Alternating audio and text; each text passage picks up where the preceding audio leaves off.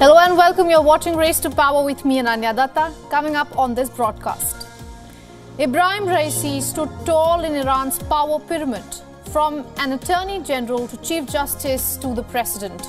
Raisi was on course to get the ultimate power seat, but an unfortunate helicopter crash has changed everything for Raisi, for Iran and for West Asia. A different kind of change is gripping South Africa. At a time when ANC's chances of re-election were looking grim, its rival party's face politician has been barred from running for elections. We tell you everything.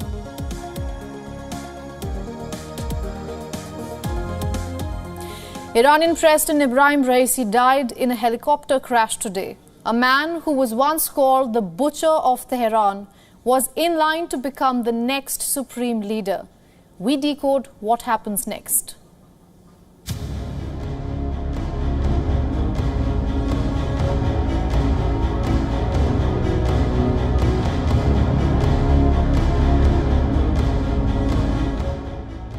Two years and 290 days. Ebrahim Raisi served the shortest term as president since the revision of Iran's constitution. Born into a family with deep political and religious connections, Raisi climbed the ranks. And how? At just 20, he was named Prosecutor General of Karaj City. Skip to 2019, he became the Chief Justice of Iran and within 2 years was elected president, only to succumb to a premature death.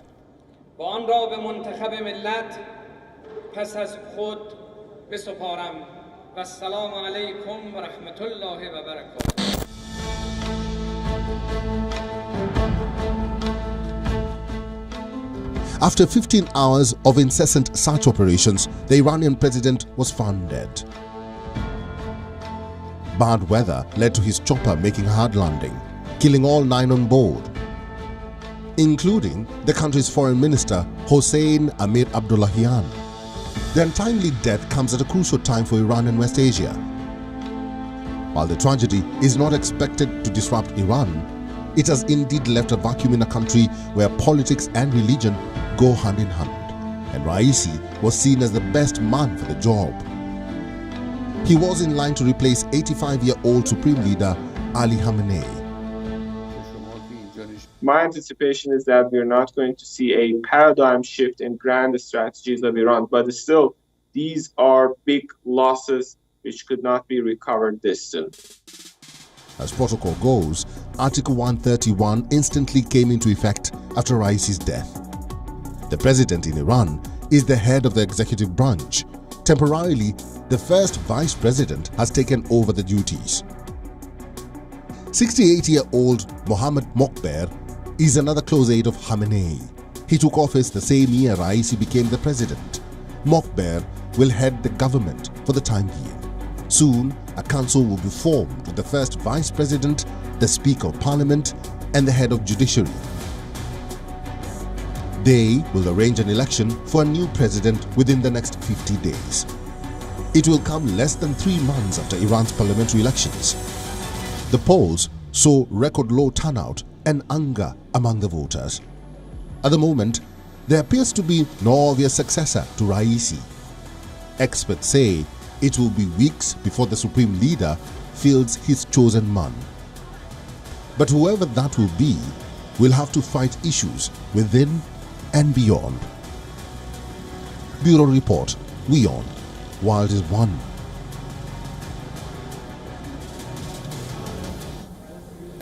To take this further, we are now being joined by Fouad Izadi. He is an associate professor at the University of Tehran's Faculty of World Studies. Mr. Izadi, good to see you on WION. An unfortunate day, of course. Many saw Ebrahim Raisi next in line for the supreme leader's position. Do you see a power struggle erupting in Tehran?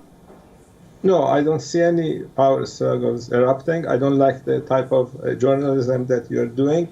You are calling a president that got more than 80 million votes a butcher.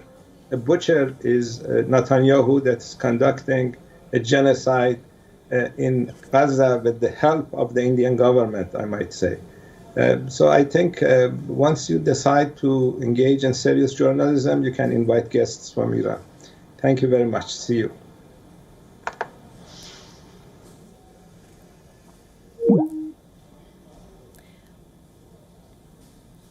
All right.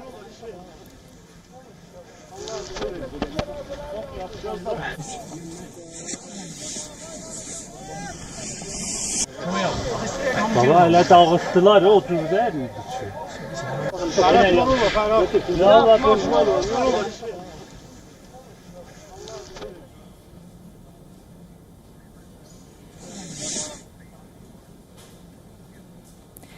Let's move on. Just days ahead of elections in South Africa, the top court has ruled that former President Jacob Zuma is not eligible to run for May 29 polls. The court quashed Zuma's complaint against the Electoral Commission's decision that a 2021 conviction for contempt prevents him from becoming a member of parliament. Legally, anyone convicted of an offence and sentenced to a year or more cannot stand for office until 5 years after the end of their jail term.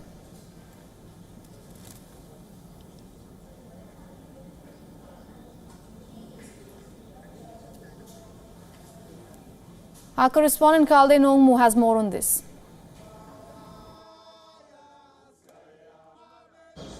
Less than a week ahead of the elections, Zuma gets hammered by the country's highest court. The apex court ruled that former president does not qualify to run for National Assembly. Zuma was not present in person, but his daughter and his supporters were seen visibly disappointed with the verdict. One of MK's supporters says Zuma's face is already in the ballot, and that does not change. People will continue to vote for the new party, and he was confident that MK will still get two-thirds majority. This judgment today was crucial not just for Zuma's political future, but it also set a precedent on how past criminal convictions shape one's ability for public office in South Africa. On Saturday, during the MK manifesto launch, Zuma had said even at his age he was forced to continue working because he wanted better South Africa. This is Kalde Nongmu from Johannesburg, South Africa for WION World is One. Now to discuss this further, we are being joined by journalist and political commentator Edwin Naidu from Johannesburg. Mr. Naidu, good to see you. Please put this into perspective for us. Less than 10 days to go for elections in South Africa, and we see that Jacob Zuma has been barred from running in elections. Now, we club that with reports coming in, opinion polls at least, that the ruling ANC might not get a majority this time. Put this into perspective for us. Well, okay, I think, Jacob Zuma has caused a lot of anxiety among South Africans. I think, there's a lot of tension, there's fear. But I think, the real perspective here, though, is his name's already on the ballot as a leader of MK. The IEC won't remove him from the ballot. So, regardless of the decision that's taken by the highest court in the country, the name of Jacob Zuma is on the ballot. So I think, what does it tell you? It's a question of the court versus the people, because let's say there was one opinion survey that's done about a week ago that said that the MK party will get at least 8% of the vote. Definitely, many people like to see this as a Jacob Zuma versus Cyril Ramaphosa sort of battle. Right. I don't think it's going to be that in that sphere. But, definitely they're going to have some impact in terms of taking away votes from the ANC, particularly in KZN, KwaZulu-Natal, where Jacob Zuma is very strong. So it's going to have impact, and maybe the ANC won't rule that province again. On a national level, I think, the MK does not seem so strong. So, I'm not sure how the Constitutional Court would have decided, because definitely, you're looking at legalese here, because many people in South Africa say that we're using Roman Dutch law, and this is the will of the people being denied by preventing Zuma from taking part. Well, not from taking part, but his name can't be removed from the ballot. So it's also a contradiction in that sense. So it's going to just add to the confusion. And I think, many people also, the big question is that this could lead to violence. In 2021, when Zuma was arrested, there was riots. In fact, President Ramaphosa on radio today in South Africa said that, Zuma is, we have rule of law, and, he doesn't think it's going to cause any problems. So, yeah. Mr. Naidu, how are the voters seeing this election? Well, I think, the voters are very, I wouldn't say clear-cut, but, the ANC will win, that's a given, but the majority will have decreased. If they're going to get anything over 50%, it will be a surprise. I think there's a lot in the surveys show that there's a lot of apprehension in South Africa right now. There's a concern over which way it's going. There's also disappointment about the ANC. Their commitment to tackling corruption has not really manifested itself in government leaders who were, really fingered during there was a huge commission that cost something like R1 billion to investigate, and nobody's gone behind bars. The wheels of justice take so slowly, and I think, many people seem to have the impression that the ruling party, after 30 years of democracy, this year we're celebrating 30 years of democracy. Yes. The ruling party is just, caught up in this wave of corruption, ensuring that their friends and families benefit. I think voters are very disillusioned, and you're going to see it manifest itself during the elections. Absolutely, Mr. Naidu. Thank you so much for getting us all those updates from Johannesburg. Pleasure.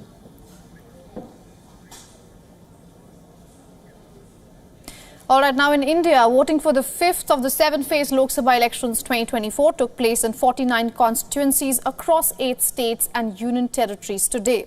Voters exercised their right in Jharkhand, Odisha, Uttar Pradesh, Bihar, Maharashtra, West Bengal and the 2 union territories of Ladakh and Jammu and Kashmir.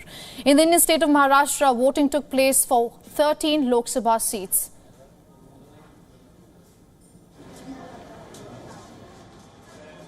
With the final 13 seats that went into polls, the state of Maharashtra concluded its voting process today.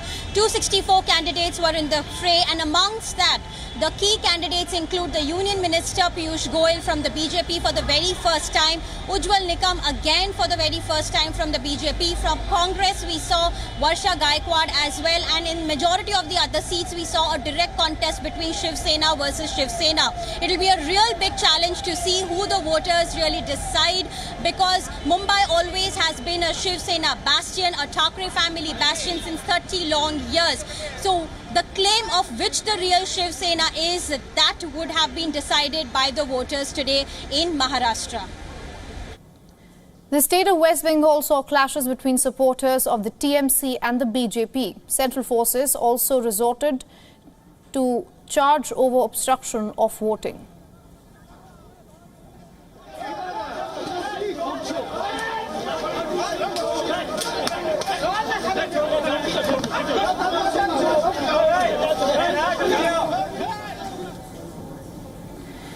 In Jammu and Kashmir, citizens stepped out in large numbers to cast their vote in the Baramulla constituency. Baramulla parliamentary constituency has broken all the previous records of voting percentage. In Baramulla constituency, it's a fight between the former Chief Minister of Jammu and Kashmir, Umar Abdullah, directly with People's Conference's Sajjad Lone, and Engineer Rashid, who is languishing in the jail from the last many years but is fighting for this seat. With video journalist Feroz Idris Lone for WION World is One.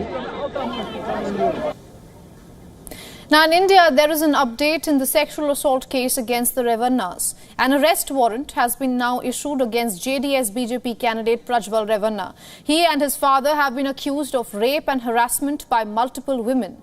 While senior Revanna remained in Karnataka, Prajwal Revanna reportedly fled to Germany after the case came to light.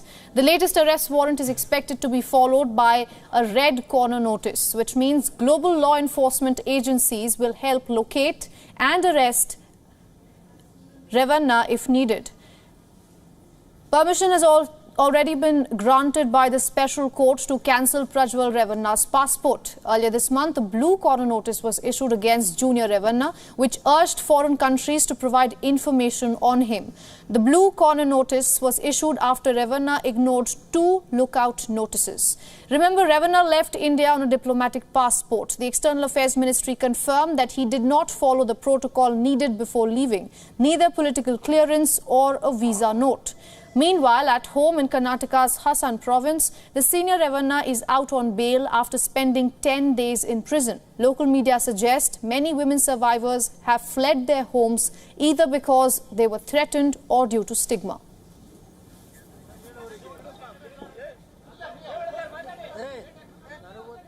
Time for a short break now. Don't go too far. On the other side, former US President Donald Trump's speech has put the country's gun laws under the spotlight yet again.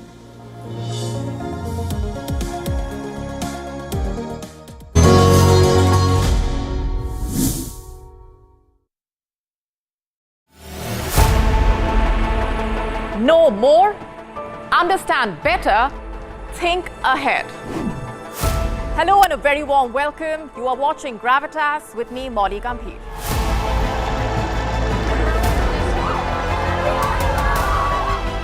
Get the facts, not the bombast. On the 26th of March, dynamic pricing, Baloch separatists, Gravitas cuts out the clutter. Gravitas keeps calm when others scream. Gravitas brings news to life.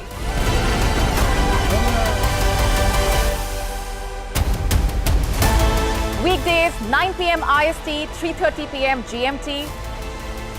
Gravitas. Seeing is believing.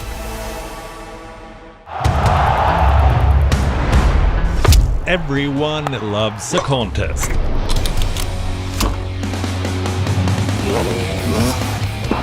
But sport isn't just about victory and defeat. When the GOATs in sport speak, you hear it first on WION. You have to play good cricket over a period of time. I should push myself right out of the damn tournament. We go beyond the stats. Our stories are quoted the world over. At WION, sport is part of our DNA. Come, join us on this journey. Weekdays 6:30 p.m. IST, 1 p.m. GMT.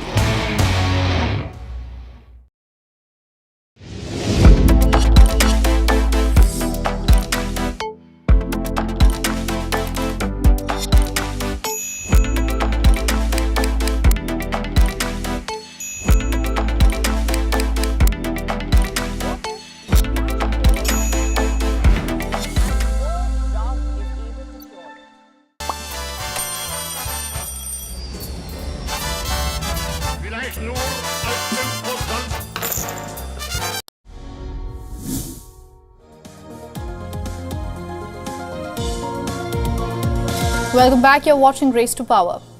Lai Ching-te has been sworn in as Taiwan's new president. We decode what this means for the island as well as China. Lai Ching-te took office as Taiwan's new president on Monday. He was sworn in at Taipei's historic presidential office, succeeding Tsai Ing-wen after serving as a vice president for 4 years.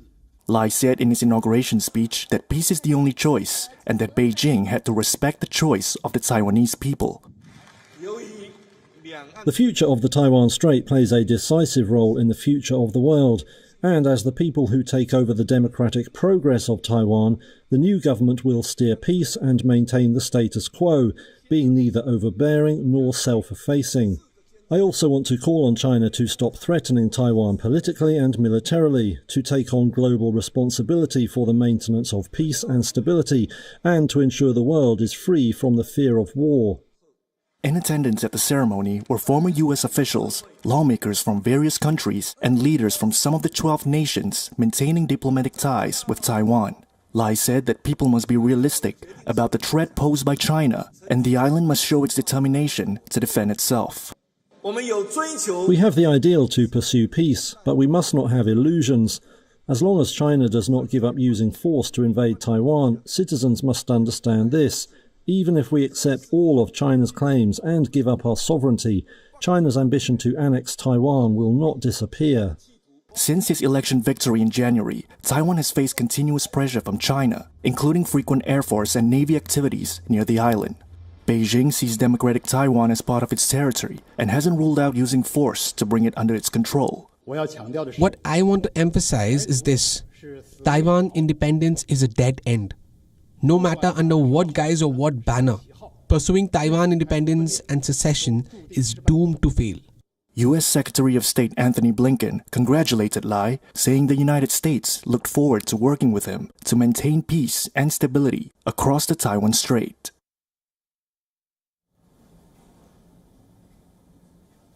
In the run-up to US presidential elections, the focus in the past few months has largely been on two issues. One, how the Biden administration has handled the crisis in war-torn Gaza. Two, the raging abortion debate in US. Now, Republican leader and presidential hopeful Donald Trump's speech has put another key issue under the spotlight: America's gun laws.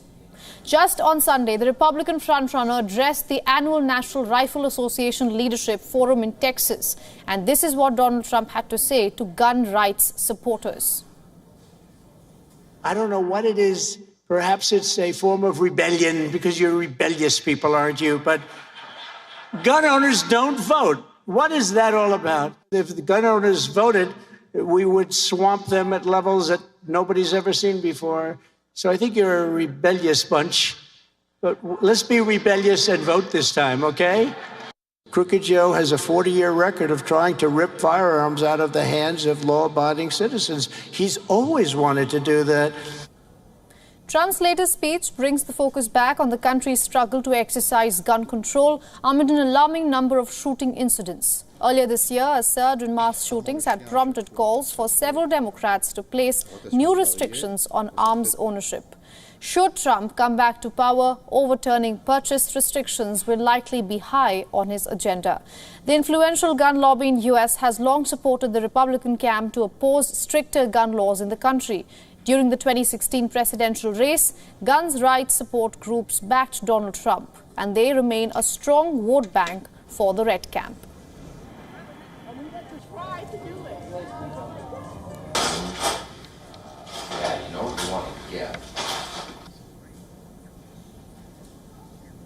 The Democratic Republic of Congo Army claims to have thwarted an attempted coup near the office of the president in Kinshasa on Sunday. 4 people, including the coup leader, has been killed. The country's army has also arrested 50 others involved in the rebellion, including 3 American citizens. As per reports, gunshots were also heard near the president's office in the early hours of Sunday. The bid was led by a Congolese man, Christian Malanga. Malanga was a naturalized American citizen and his son was also amongst the attackers. The army spokesperson general said that American, Congolese and British man was part of the planned coup. Of these, the British man has been killed by the forces. Congo's former president, Vital Kamerhe, was also targeted. The attempt failed after they could not find the residence of the Prime Minister and did not find Bemba in the house at the time of the attack. After this, the group marched to the President's office.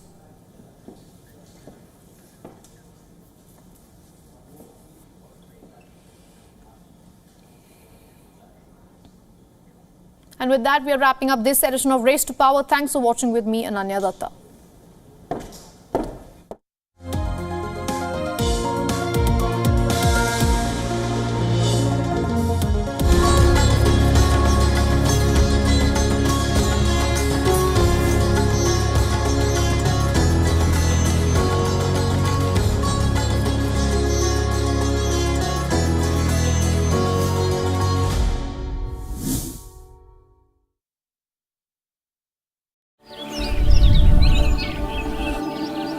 Yoga, the age-old Indian practice of wellness. Ayurveda, healing through diet, herbal remedies and meditation. 2 timeless traditions. 2 priceless Indian gifts to the world. from well-being to perfect health. How can you incorporate yoga and Ayurveda in daily life? As the world gears up for International Yoga Day, WION celebrates India's gift to mankind on this special series.